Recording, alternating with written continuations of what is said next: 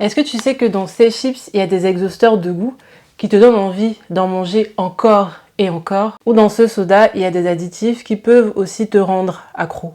Les aliments ultra transformés ne sont pas bons pour la santé.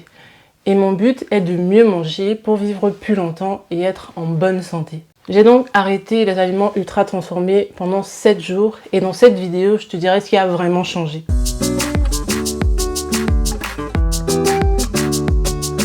J'ai parfois une relation toxique avec la nourriture, surtout avec certains aliments. Je ne vais pas raconter d'histoire ici, Je consomme les aliments ultra transformés, on en consomme tous. C'est partout au supermarché, c'est moins cher, c'est rapide à préparer, c'est pratique. Et puis un jour, je suis tombée sur un reportage de Arte qui parlait des aliments ultra transformés et de l'impact qu'ils pouvaient avoir sur notre santé. Et donc j'ai creusé et j'ai regardé d'autres vidéos. Et je me suis demandé, et si j'essayais d'éviter d'en manger pendant une semaine?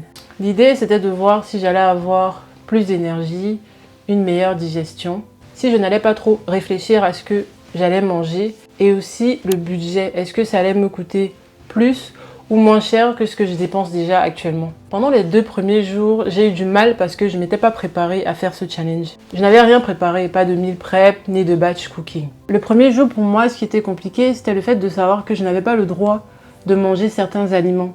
Psychologiquement, c'était un peu dur.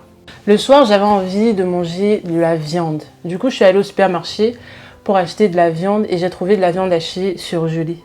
J'étais sûre que ce n'était pas un aliment ultra transformé. Mais non, ça en était bien. Première déconvenue, certains steaks hachés sont des AUT. Et même quand au niveau des ingrédients, on te dit 100% viande hachée, ça veut rien dire. Surtout si ça ne vient pas de la boucherie. Donc j'ai laissé tomber la viande hachée et heureusement ma maman était venue du Cameroun, donc elle m'avait rapporté quelques mets du Cameroun, donc c'est ce que j'ai mangé les 2 premiers jours du challenge.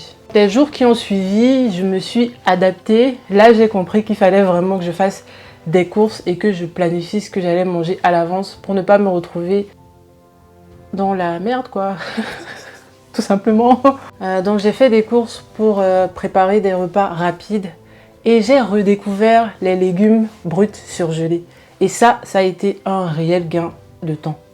C'était aussi beaucoup plus simple pour moi parce que j'avais mis tous mes aliments ultra transformés que j'avais chez moi dans un placard hors de ma vue. Et bien entendu, c'était autorisé dans le challenge. Je suis partie aussi au restaurant avec mes proches et aussi avec mes collègues. Et pour le budget, habituellement, mon budget course est de 50 € par semaine. Et cette semaine, mes courses m'ont coûté 43,98 €. Donc la différence n'est pas énorme, mais peut-être que ça le serait si j'avais fait mes courses au marché plutôt qu'au supermarché. D'ailleurs, la semaine prochaine, je vais publier une vidéo retour de courses avec des idées de recettes pour une alimentation sans produits ultra transformés. Une alimentation plus saine. En tout cas, ce qui est positif, c'est que ce que j'ai dépensé n'est pas plus élevé que mon budget de course. Et ça, c'est plutôt une bonne nouvelle. Donc, manger mieux ne veut pas toujours dire manger plus cher. Déjà, la première chose, c'est que à la base, j'avais prévu commencer mon challenge dimanche. Mais j'avais des gaufres chez moi que j'avais acheté il y a quelques jours dans une épicerie. À midi, ce dimanche-là, je suis partie à la cuisine, j'ai pris une gaufre, et je l'ai mangé de façon mécanique et pas du tout en pleine conscience. Et en fait, 2 minutes plus tard, je me suis rendu compte que j'avais déjà foiré mon challenge. Et donc, j'ai recommencé le challenge le lendemain. Et c'est pour ça que j'ai choisi de cacher tous les aliments auxquels je n'avais pas le droit pour éviter d'être tentée. Un des défis que j'ai eu pendant cette semaine, c'était que je ne pouvais pas manger des cookies ou les biscuits ramenés par les collègues au boulot. Parce que je savais pas si c'était ultra transformé ou pas et effectivement c'est pas forcément agréable de dire non merci, je veux pas de biscuits. Parmi les aliments ultra transformés qui m'ont manqué pendant ce challenge, eh bien il y a le Monster. C'est une boisson énergisante que je consomme en général 1 fois par semaine. Et le fait que certains steaks soient des aliments ultra transformés, ça m'a beaucoup surpris aussi. Cette expérience avec les steaks hachés, ça m'a poussé à apprendre à lire les étiquettes. Donc actuellement je suis pas une pro, loin de là. Pour l'instant je demande encore de l'aide de temps en temps à ChatGPT ou à Google. Mais je pense qu'avec le temps je vais m'améliorer dans la lecture des étiquettes.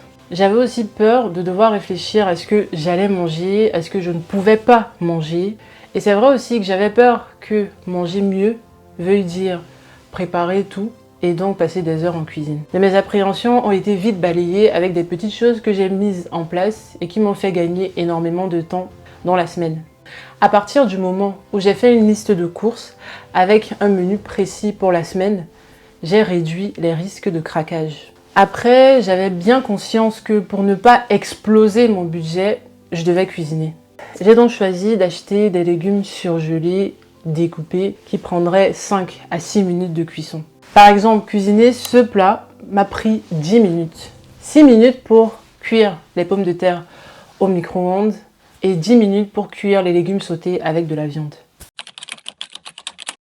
Pendant ce challenge, je m'attendais à avoir plus d'énergie, moins de ballonnement, et ce n'a pas été le cas.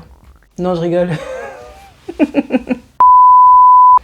Plus sérieusement, cette semaine, plus les jours passaient, meilleure était ma digestion. Pas de ballonnement, et il faut savoir que j'ai un estomac sensible. J'adore les choses sucrées et mon estomac me le fait payer chaque fois que j'en abuse. Et mon ventre était incroyablement silencieux. Pas de brr brr brr brr brr qui te met mal à l'aise quand tu es avec les gens. Je partais aux toilettes. Normalement, je n'ai pas été constipée. Vraiment, au niveau de la digestion, c'était top. Maintenant, pour l'énergie, je n'ai pas remarqué de gros changements. Je n'étais pas fatiguée, mais je n'avais pas non plus l'énergie de Buzz l'éclair. En plus de ça, c'était une semaine où j'avais énormément de boulot. Donc je ne peux pas dire que manger plus sainement a impacté mon énergie. Par contre, je suis persuadée que ce que j'aime manger le soir a impacté positivement la qualité de mon sommeil. Mon assiette du soir pouvait ressembler à ça et je m'assurais de manger au moins 2 heures avant de me coucher. Pendant ces 7 jours, j'ai réalisé que j'avais déjà de bonnes bases. Je ne partais pas de zéro. J'ai compris que mon envie de grignoter était surtout liée à ce que je grignotais. Quand ce sont des chips ou des crackers, j'ai tendance à en vouloir de plus en plus.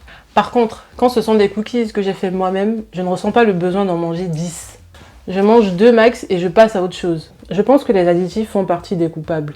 Les exhausteurs de goût là, qu'on ajoute dans les gaufres au caramel pour me donner envie de manger tout le paquet.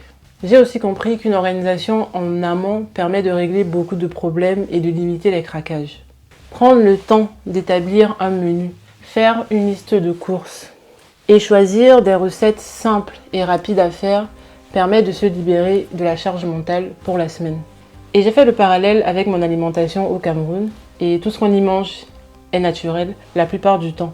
Je ne dis pas qu'il n'y a pas d'aliments ultra transformés au Cameroun, mais ce n'est pas commun de manger des repas préparés de façon industrielle. On préfère préparer à la maison ou acheter chez un traiteur. Et c'est vrai que je me suis dit que ce serait peut-être plus facile de manger plus sainement au Cameroun qu'ici. J'ai aussi réalisé qu'il y a des aliments qui ne m'apportent rien en termes de nutriments. J'aime juste le goût. Et je me dis que peut-être que je devrais faire un travail sur moi pour apprendre à ne plus en consommer. Ça aussi, c'est une manière pour moi de me responsabiliser. Parce que oui, les industriels, ils sont pour beaucoup, mais c'est notre corps et il y a des efforts à faire aussi de notre côté pour changer les choses. Alors, est-ce que j'arrête complètement les aliments ultra transformés? Eh bien non. Si je suis honnête et si je prends en compte ma vie personnelle et professionnelle, aujourd'hui, je ne peux pas arrêter complètement de consommer des aliments ultra transformés. Pour commencer, je vais partir sur un équilibre 80-20. 80% d'aliments bruts ou peu transformés, 20% d'aliments ultra transformés, en essayant de choisir les moins pires, si ça fait sens. Donc mon alimentation globale sera plutôt saine, mais je m'autorise de façon très occasionnelle à boire du Monster, à acheter des steaks hachés industriels si je n'ai pas le temps d'aller à la boucherie. Ce que j'ai prévu faire petit à petit, c'est de remplacer un aliment ultra transformé que je consomme habituellement par un autre moins transformé. J'ai besoin d'aller pas à pas quand je change des choses dans mon alimentation. Un changement drastique ne fonctionnera pas sur moi. Donc pour viser le long terme, il faut faire les choses pas à pas. Je suis consciente que ce qu'on mange a un réel impact sur notre santé. Mais en plus de ça, la qualité de sommeil est importante et l'activité physique aussi. Donc c'est une aventure sur le long terme pour un vrai changement. Si tu veux essayer ce challenge, la première chose à faire, c'est de rassembler tous les aliments ultra transformés qu'il y a chez toi et de les ranger quelque part où tu n'y auras pas accès pendant une semaine. Et tu vas peut-être en oublier certains. En tout cas, ça t'évitera d'être tenté. La deuxième chose, c'est de déterminer ce par quoi tu vas remplacer les aliments ultra transformés que tu as cachés. Il faut que ce soit proche en termes de goût pour ne pas être frustré. Par exemple, remplacer un yaourt aromatisé par un mélange de kéfir, de fruits et de miel. La troisième chose à faire, c'est de réfléchir à un menu de recettes qui te donne envie. Et acheter des produits bruts ou peu transformés. Si tu ne veux pas passer trop de temps en cuisine comme moi, privilégie les légumes surgelés bruts déjà découpés et les viandes qui cuisent rapidement. Et si tu aimes passer du temps en cuisine, fais-toi plaisir. Si tu manques d'inspiration, tu peux demander à ChatGPT de te proposer des recettes à partir de produits qu'il y a déjà dans ton placard et dans ton frigo. Ou aller sur le site La Fabrique à menu sur mangerbouger.fr. Et si tu craques, c'est pas grave, on est humain, on n'est pas parfait. Après, c'est bien d'essayer de comprendre ce qui t'a fait craquer et pourquoi.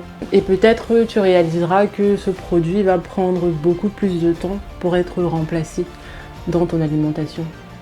Et c'est ok. Je suis contente d'avoir réalisé ce challenge et d'avoir redécouvert les aliments bruts surgelés. Je pense que ça va vraiment changer ma vie et ça va me faire gagner beaucoup de temps en cuisine. L'organisation, c'est la clé. La bienveillance envers soi-même est importante. Et l'envie de mieux manger pour une meilleure santé est primordiale. Je te remercie d'avoir regardé cette vidéo et j'espère vraiment qu'elle t'a été utile. Dis-moi si ça t'a donné envie de faire ce challenge ou de mieux manger. Je serais curieuse d'avoir ton avis en commentaire. D'ici là, bye!